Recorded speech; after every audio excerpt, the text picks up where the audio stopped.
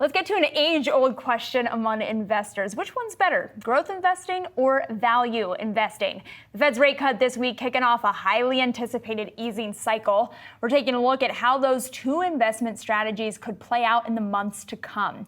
Here to discuss, we've got a panel of crack experts. One is team growth, the other is team value. Here we're joined by Markus Hansen, Vontobel portfolio manager. We've also got Vahan Janjigian. He is the CIO at Greenwich Wealth Management. Guys, thanks so much for being here. So Markus, let's start with you. Let's talk about growth. Why are you bullish? Yeah, so we're quality growth focused. So by quality growth, what we like are great long-term companies with great franchises, deep moats, strong pricing power, long-term returns driven by margin, free cash flow, and the ability to reinvest in their business, but also to give some of that cash back to shareholders. And with the Fed rate cut, I think one thing that will come back into emphasis here is dividends and dividend growth. A lot of our companies, part of their total shareholder return is driven by dividends, very nice dividends. So although everyone thinks about growth as technology companies and stuff, so there's some good old-fashioned names, Coca-Cola, Walmart, PepsiCo, particularly the likes of PepsiCo and Coke have given you sustained growing dividends for more than 60 plus years in a row.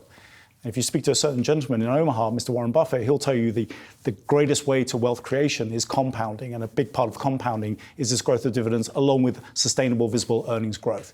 So I think, what we're seeing with the Fed rate cut is a benefit to what consumers are going to be doing in terms of spending, but also coming back to these great growth companies, long-term historical growers. Markus, we want to get into your picks here in just a second, but Vahan, I want to go to you because you're on the other side of this, debate that the street is having right now, and you actually see value in value right now. What makes it attractive in this environment to you? Well, actually, I think Markus kind of made my case. I kind of agree with everything he said. I'm a big fan of dividends too, as well as dividend growth, and I also am a fan of the power of compounding. But in general, I think most growth stocks are overvalued right now. If you split the universe of stocks into two categories, growth and value, over long periods of time, value tends to outperform growth. That has not been true over the past 10 years. So either something fundamental has changed or we're just in an aberration right now, and we'll go back to what has worked over the very long term. So typically investors define growth stocks as those that have either they have high valuation ratios, such as price to book, but they also have a higher than average rate of growth in both revenues and earnings, whereas value stocks are the opposite. However, what I really favor is stocks that are undervalued, meaning that they're selling for less than they're currently worth.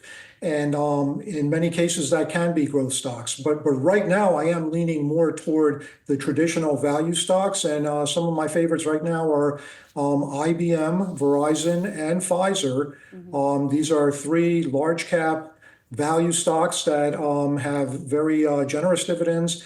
And they've been increasing their dividends every single year for, in Pfizer's case, at least 15 years. IBM and Verizon are even longer. So I think these stocks are undervalued. And as a former finance professor, I have to say that, the only theoretically correct way to determine what any asset is worth is to do a discounted cash flow analysis. Of course, that requires making assumptions and estimates, and that's where you can go wrong. So Vahan, real quick, this is more of a valuation call, I guess, in your view, versus any sort of worrisome about underlying economic fundamentals or anything like that sometimes surrounds the argument for a value trade.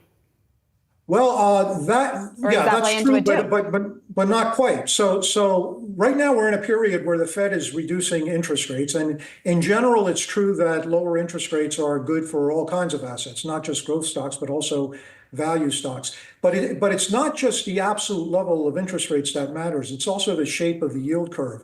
And right now we are coming out of a period of an inverted yield curve, and I think we're going to start eventually seeing the yield curve normalize so that long-term interest rates are likely to go higher, even though the Fed is reducing short-term rates. And I think that's a scenario that favors value stocks over growth stocks. Markus, going back to you, I'm interested in how your points overlap because I think it points to this question that we've heard, especially from the likes of Microsoft, increasing their buybacks this week and becoming a little bit of a cash play for investors. Can tech become the new value, dividend, Buffett-loving play? It's a great question. So we are starting to see significant cash flow generation, and there are certain tech names we do like. Microsoft is the name that comes to mind. Alphabet, the parent company of Google, which actually falls in the value camp to a certain extent in terms of its PE ratio relative to others, and there's specific reasons why that might be happening. Yeah, great franchises. Technology is a tougher one. But the net effect is dividends are becoming important. Now, this is early stage for dividends for the tech companies. They really only started it in the recent couple of years. So again, I come back to this idea of the long-term compounders tend to be the ones that have a proven track record of not just giving you a dividend with a yield, but a sustainable growth dividend. But yeah, absolutely, technology. Some of these names are household. You know, Microsoft, the way it's developing its business model, and certainly if you look at Alphabet, not just the Google search engine, but all the various parts, very attractive, lots of cash, and it's a nice thing when they give it back to you as part of their growth. It is a nice thing when they give it back to you. It's very, very benevolent of them. You talked about Walmart, Home Depot, Coca-Cola. I want to get to some names that are not the everyday, everyman household name, which is the luxury stocks that you have as a stock pick. Why? So these are more of the international names, but names that your viewers may know. So Hermes, based in Paris. You have a company called Richemont, whose main brand is Cartier and Van Cleef, the jewelry side. And then I heard one of your previous commentators talking about Ferrari, which although it's a car company, actually has all the attributes of a luxury.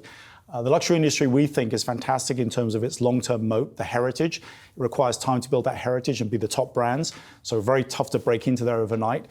They pretty much control their demand and supply. I mean, they do it to a certain extent in the sense that they can only build so many handbags, only so many cars of that fine quality. And so you have fantastic visibility. And then more importantly, the end customer tends to be on the high net worth individual side, which is a growing share of the population globally. But the number of cars they're selling, so for instance, Ferrari only sells about 14,000 cars a year. Sounds like a big number, but there's 95 million sold every year. The handbag side of Hermes, which is specifically because of their inability to produce more, is very limited. And then if we go to the high end of jewelry, which is not just a fashion statement, but also an investment piece over time, Cartier and Van Cleef are truly the top brands that people want to associate with. These are great long-term stories, and there's been a recent pullback on worries about China in some of these names. We think that's a fantastic opportunity to add again as well. And those also fall into the area of family-driven. I mean, to give you an idea, Hermes is the 6th generation family running it. Wow. They're taking the 40, 50-year view, so they'll be around for a long, long time. Vahan, I want to end with you. As you were pointing out before, some of your top picks or some of your big positions right now, IBM, Verizon, you're also still adding to Pfizer on weakness. I'm curious where you stand on small caps, because you briefly in your notes said that you were buying small caps. Why is that attractive in this environment? Yeah, I think small caps are also in a position to benefit from an upward sloping yield curve.